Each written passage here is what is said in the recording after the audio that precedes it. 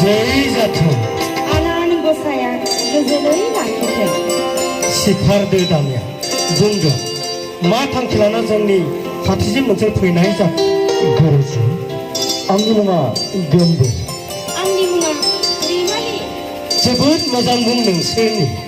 महरावबो जोबोद समायनाथार नोंसोर दानिया बुंदो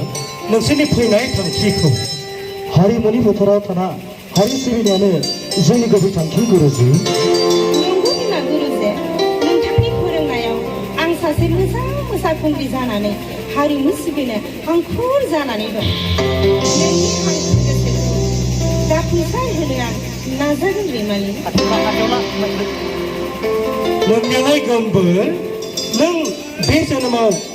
मा महर लानो गोसो थि खालामखो गुरुजी आंनि थांखिया बेनोदि सासे राफोद आरो गुन गोरा फावखुंगुर जाना राव हारिमु आरो समाजारि बिथिङाव सिबिसुला महरै बे उजिगासेयाव मुं दोनलांनाय गुरुजी जोबोद बाख्नायथाव नोंसोरनि थांखि आरो साननाया दानिया नोंसोर थांदो गाबोन सानैबो फैनाय जोंनि बादायाव मुखुब जागोन गुरुजी फै माइनाव फै बाथौसालिनि सिबिनायखौ फोजोबना फैहैनि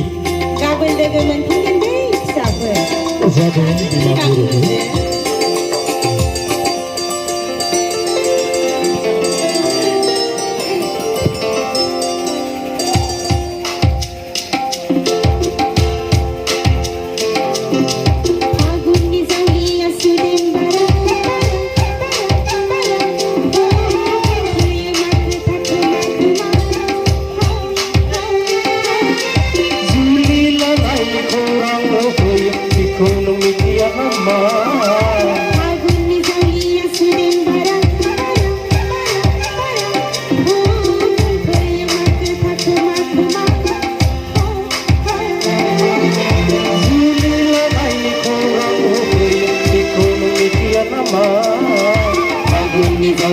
Today